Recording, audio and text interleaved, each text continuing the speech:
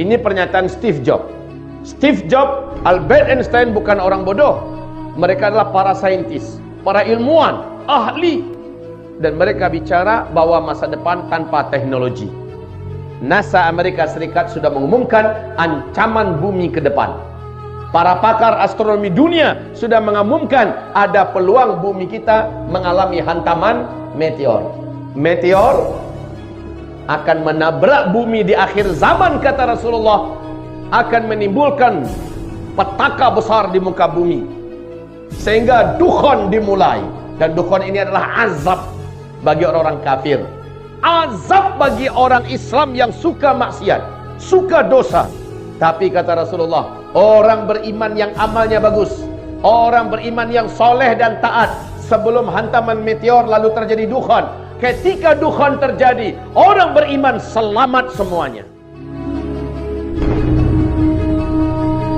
Muncullah, lepaslah satu manusia dari keturunan Adam yang paling ditakuti dan dikhawatirkan kemunculannya oleh seluruh para nabi dan rasul.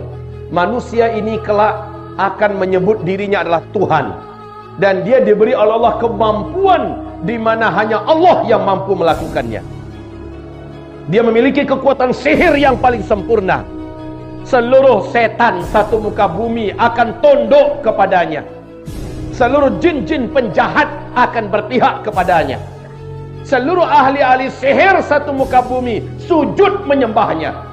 2/3 penduduk bumi nanti akan menyembahnya, menjadikannya Tuhan. Dialah Dajjal.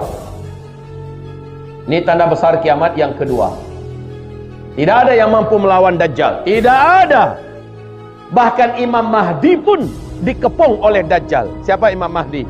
Imam Mahdi ini yang nanti akan memimpin fase kelima. Imam Mahdi kemunculannya pasca atau setelah Dukhon. Di sini Al-Mahdi. Jadi Imam Mahdi pun tak kuasa nak menghadapi Dajjal. Padahal Imam Mahdi sudah menaklukkan seluruh kota-kota dan negara-negara di muka bumi ini. Imam Mahdi sudah mempersatukan umat Islam satu muka bumi. Tapi Dajjal mengepungnya, dan Dajjal siap untuk membunuhnya. Ketika itu barulah Allah turunkan anti Dajjal yang mampu menghabisi Dajjal, yang mampu membunuh Dajjal. Adalah tanda besar kiamat yang ketiga. Dialah Isa alaihis salam. Jarak dari antara Dajjal dengan Nabi Isa hanya 1 tahun 2 bulan 2 minggu sahaja. Dan Dajjal pun mati dibunuh oleh Nabi Isa alaihis salam. Imam Mahdi bergabung dengan Nabi Isa AS. Setelah itu seluruh Yahudi di muka bumi diberantas, dihabisi. Dan beberapa bulan kemudian terjadilah tanda besar kiamat yang keempat, dan ini sekaligus penutup fase keempat. Apa itu? Yaitu yang Allah ceritakan dalam surat Al-Kahfi ayat 94 sampai 100.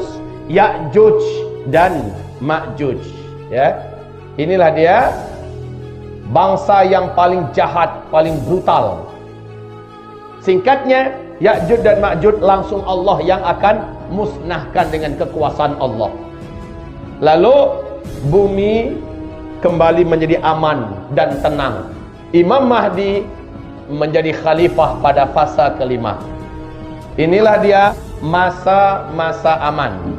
Masa-masa aman.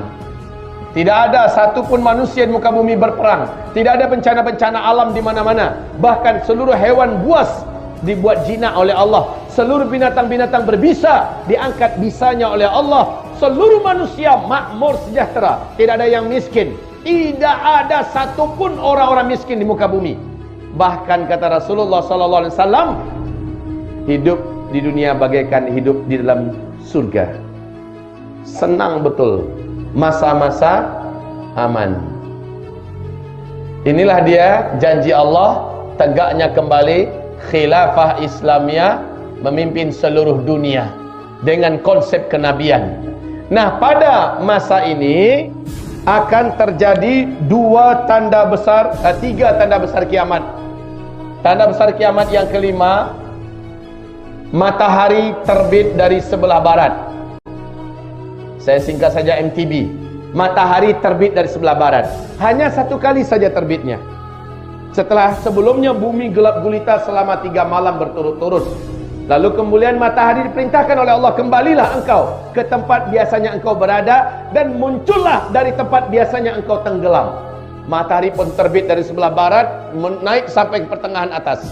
Sampai di atas, matahari kembali tergelincir menuju ke arah barat dan tenggelam seperti biasa.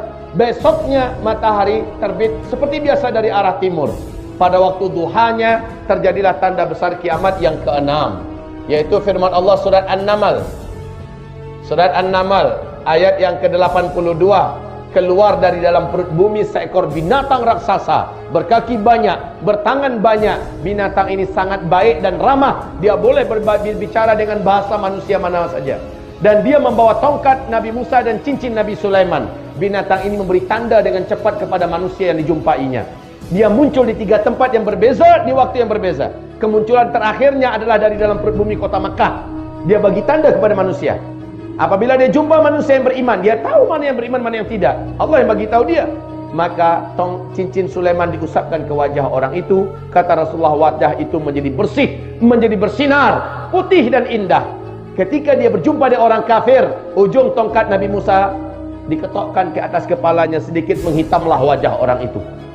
Maka antara manusia beriman dengan manusia kafir dengan mudah dapat ditandai hanya dengan melihat warna kulit wajah. Tanda besar kiamat yang ke-7. Nah, ini dia.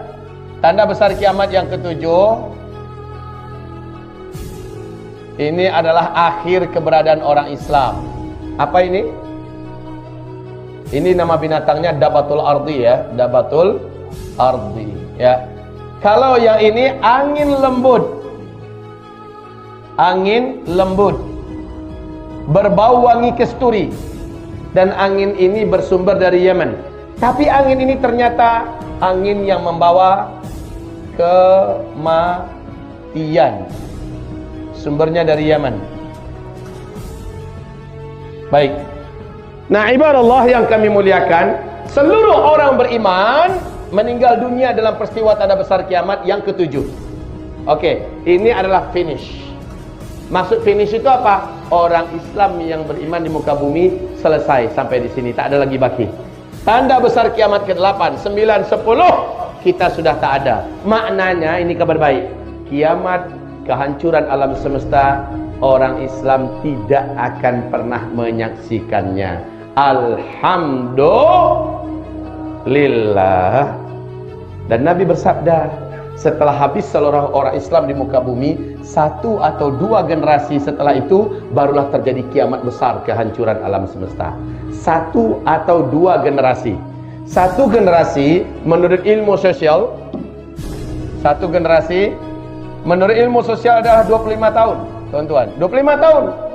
Nabi bersabda tadi hadisnya, selama di bumi ini masih ada baki 1 saja orang yang masih punya iman kepada Allah, Allah akan tunda lagi kiamat 40 tahun lagi.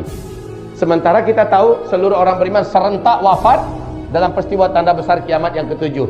Berarti setelah ini 40 tahun lagi. Sesuai tidak? Sesuai. Ini 25. 1 atau 2 generasi kata Nabi. Nah, ini berarti antara 25 tahun ke 50 tahun. Dan Nabi mengatakan di hadis tadi 40 tahun lagi. Berarti sesuai. Masya Allah ya. Tapi kita sudah tak akan menyaksikan kejadian itu. Amin. Baik, nah dari start ke finish, kalian akan mengalami 5 fase sejarah.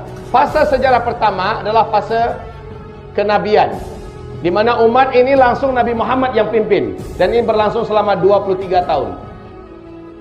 Kemudian setelah itu kalian akan memasuki fase kedua, di mana umat ini dipimpin oleh Khulafaur Rasyidin dengan konsep kenabian. Rasul berkata lamanya 30 tahun. Ini sudah selesai pula. Setelah habis masa khilafah, umat Islam dipimpin oleh para khalifah yang menggunakan sistem kerajaan. Dan ini ternyata yang paling panjang, paling lama, 1227 tahun. Di dalamnya ada 3 dinasti. Dinasti Bani Umayyah, dinasti Bani Abbasiyah, dan dinasti Bani Utsmaniyah.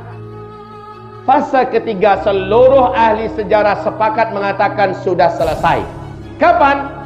runtuhnya khilafah Islamiyah Al-Utsmaniyah di Turkiya